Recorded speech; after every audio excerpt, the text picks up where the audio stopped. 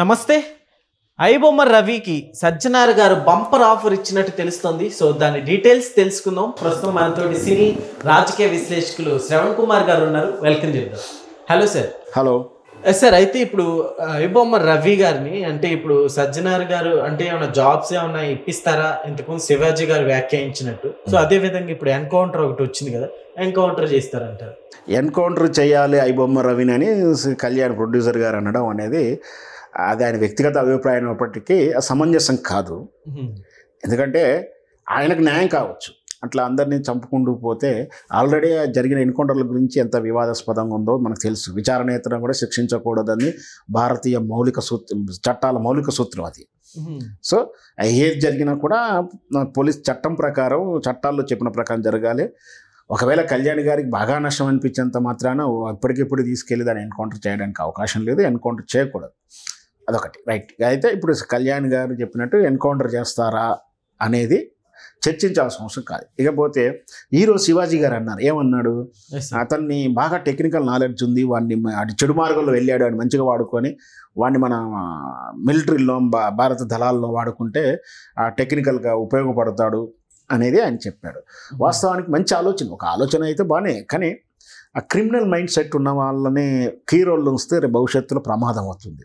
ముఖ్యంగా భారత నిఘా విభాగంలోనూ లేదా ఇంకెక్కట్లో విభాగంలో మనం ఉద్యోగం తీసుకున్నప్పుడు మనకు శత్రు సైన్యులను ఏమన్నా చేయడానికి ఏమైనా టెక్నికల్గా వాడుకున్నప్పటికీ మళ్ళీ ఎవరైనా శత్రువులు లొంగ తీసుకుంటే అతడు లొంగిపోయేటువంటి క్రైమ్ సైకాలజీ ఉన్న వ్యక్తి కాబట్టి అట్లాంటి వ్యక్తులని ఆ పొజిషన్లో పెట్టడం అనేది అంత సమంజసం కాదు, ఆలోచన అవివేకం అవుతుంది.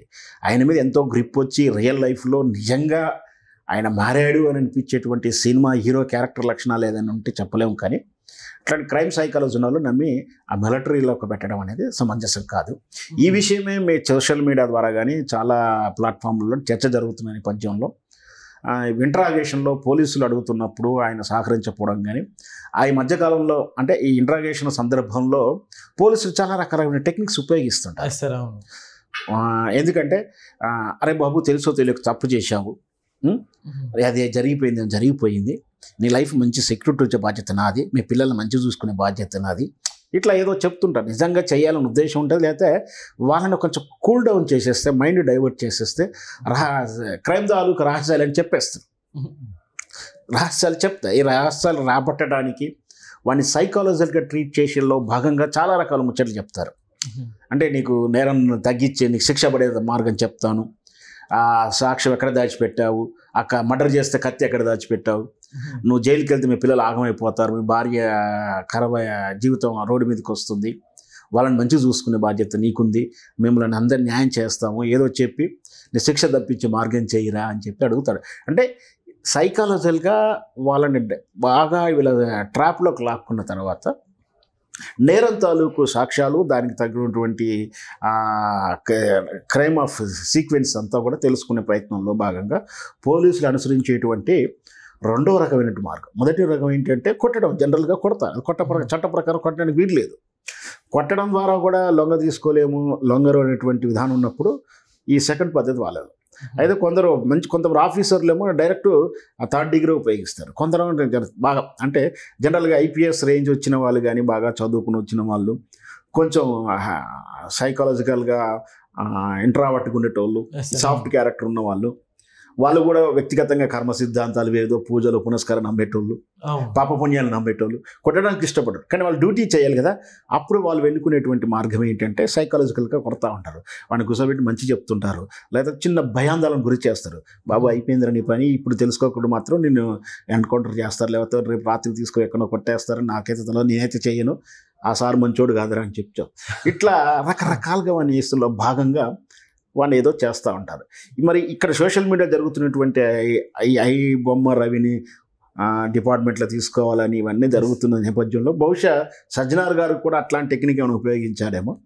మొత్తం మీద మనకు అందుతున్నటువంటి సమాచారం, సోషల్ మీడియా సమాచారం ఏంటంటే ఐబొమ్మ రవి ఇంట్రాగేషన్కి అయితే ఎప్పుడు సహకరిస్తలేడు. ఏ విధంగా కూడా సీక్రెట్స్ అంటే తనకు శిక్ష పడేటువంటి నేరం తాలూకా వివరాలు ఎక్కటి పరిస్థితిలో చెప్పట్లేడు. తను చెప్తుంది ఏమిటి ఎంతసేపటికి, రవి నేను మారిపోయాను, తెలియక తప్పు చేశాను, ఆశపడ్డాను, నేను లైఫ్లో మారిపోతాను, ఇక నుంచి చెయ్యను అని చెప్పాడని. అయితే ఈ క్రమంలోనే పోలీసు మరి సజ్జనార్ గారు అన్నారని కాదు కానీ పోలీసు వారు ఎవరన్నారో పోలీస్ డిపార్ట్మెంట్లో జాబ్ ఇస్తే చేస్తావనంటే లేదు నేను జాబ్ ఏం చెయ్యను అన్నాడని. తనకి ఏం చేస్తావనంటే నేను మారిపోయాను, బయటకు వచ్చేసి నాకు ఒక డ్రీమ్ ఉంది, ఆ డ్రీమ్ ఏంటంటే హోటల్ రెస్టారెంట్ పెట్టాలని ఉంది అంటున్నాడు. సార్ రెస్టారెంట్ అంటే ఇప్పుడు దానికి కూడా ఐబొమ్మ బొప్పం లాంటి పేర్లు ఏమైనా పెడతారనుకోవచ్చు. మేబీ బ్రాండెడే కదా అది. ఇప్పుడు రెస్టారెంట్ ఐబొమ్మే పెట్టుకుంటాడు, తప్పే ఉంది.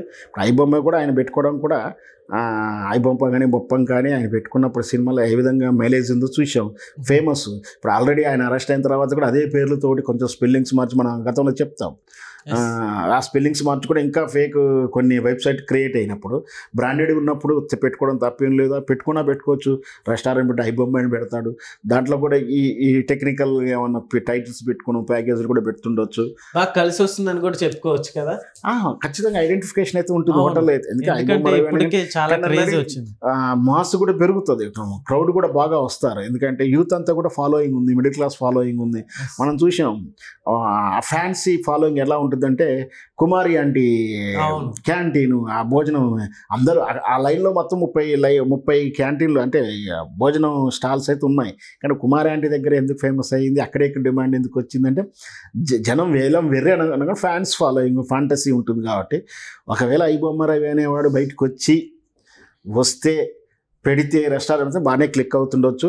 ఇక అతను ఏ స్టైల్లో పెడతాడని మనకు తెలియదు. ఒకవేళ నాకు తెలిసినంతవరకు అయితే ఐబొమ్మ రవి ఈ కేసు వెనక కేసులు పెడుతూ, ఎందుకంటే అతన్ని టెక్నికల్గా అరెస్టు వేసి ఫినిష్మెంట్ ఇచ్చేటువంటి కేసు కట్టడం అనేది టెక్నికల్గా చాలా ఇబ్బంది ఉన్నటువంటి ఇంట్రాగేషన్. ఎందుకంటే అతను ఏదైతే నేరం చెప్తున్నామో అప్లోడ్ చేశాడని, అప్లోడ్ చేసినప్పుడు రేపు ఇంట్రాగేషన్లో అంటే కోర్టు ట్రయల్స్ని ఏమడుగుతారు, ఈయనే చేశాడని ఎవరు చెప్పారు, ఏ ఫోన్ ద్వారా చేశాడు, ఏ ల్యాప్టాప్ ద్వారా చేశాడు, ఆ ల్యాప్టాప్ ఏది, ఈ ల్యాప్టాప్ ఇక్కడ లేదు, ఎక్కడో నైజీరియాలోనో లేదా అక్కడ ఆ దీవులు ఎక్కడో ఉంది అది, లేదా ఫ్రాన్స్లోనే ఎక్కడో పెట్టాడు, ఆస్ట్రేలియా పెట్టాడు అంటున్నాడు.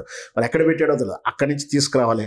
ఆ నెట్ ప్రొవైడర్ ఏదైతే ప్రొవైడ్ చేసాడు ఇంటర్నెట్ సాయం కావాలి కదా, అవన్నీ కూడా కలెక్ట్ చేసుడు, తీసుకొచ్చుడు, పెట్టుడు. పైగా అతడు మన దేశ పౌరుడు కాదు ఇప్పుడు ఆల్రెడీ, ఆ దీవి ఏదో తీసుకున్నాడు. సో వాళ్ళు క్లెయిమ్ చేసుకున్న అక్కడి నుంచి ప్రొడక్షన్ చేస్తే వాళ్ళు కోఆపరేషన్ చేయకుంటే ఇక్కడ ఇంట్రాగేషన్ చేయడం కానీ పనిష్మెంట్ ట్రయల్ తిప్పడం కానీ కష్టం. బట్ బెయిల్ మీద వస్తాడు, బెయిల్ వచ్చినప్పుడు ఆ బెయిల్ అటెండ్ కాకుంటే మళ్ళీ అరెస్ట్ వారెంట్ ఉంటుంది. అంటే ఇప్పుడు ఆయన బెయిల్ ఎప్పటి వరకు వస్తుంది, 3 నెలలకు వస్తుందా, 6 నెలలకు వస్తుందా, 1 year ఏదో డిఫెండ్ చేయగలుగుతారు బెయిల్ రాకుండా. ఒకవేళ బెయిల్ వచ్చిన తర్వాత నిజంగా తను మారకుండా క్రిమినల్ సైకాలజీ ఉంటే మాత్రం కేసు అటెండ్ కాకుంటే ఎట్లా విధంగా తప్పించుకొని దేశం ఇచ్చి పారిపోతాడు. లేదు నిజంగా పరివర్తన వచ్చేంత మాత్రం అతనిలో మార్పు వస్తే మాత్రం ఇక్కడే ఉండి అతను చెప్తున్నట్టు హోటల్ పెట్టుకోవడము ఇంకేం చేయడం అనేది చేస్తాడు. ఇదంతా మనం వేచి చూద్దాం. ఓకే అండి, థ్యాంక్ యూ.